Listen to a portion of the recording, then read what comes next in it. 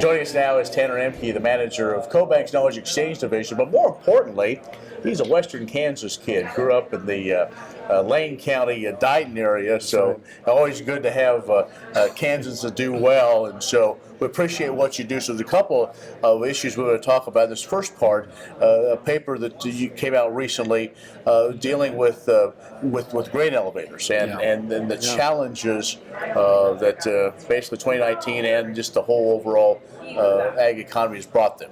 Well, this has not just been a tough year for farmers in terms of weather and trying to get a crop in the ground and trying to get it harvested, but it's also a problem with grain handlers.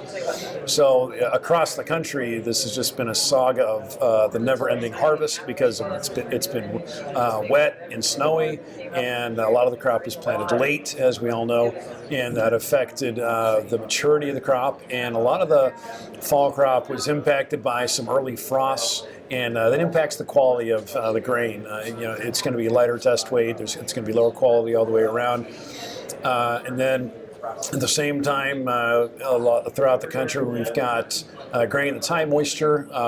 That introduces all other kind of problems. There's sprouting out in the field. There's going to be problems with mycotoxins. When you're storing this wet grain, you've got other problems that may come with shrinkage and rot and things like that. And so for the grain elevators, this is really going to be a very challenging year ahead.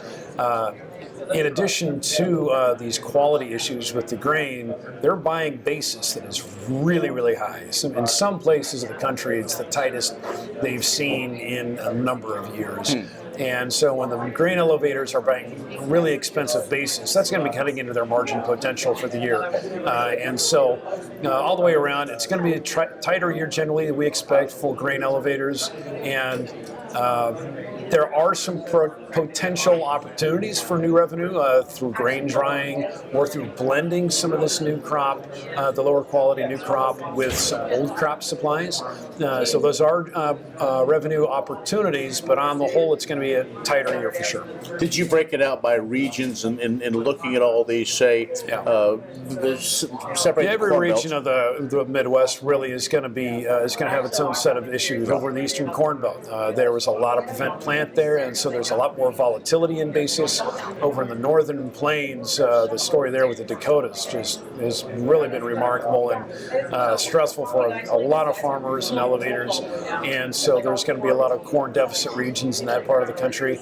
And the Southern Plains, the issue is storage. There's not enough storage to go around, and so they actually halted harvest for some period of time at grain elevators to move the grain out because even the grain piles were too big. Wow. And so they had to put harvest on pause just to move inventory out and create more space. Okay. So there's all kinds of issues around the Midwest and the Plains that really point to just a tighter year in general for a lot of grain elevators.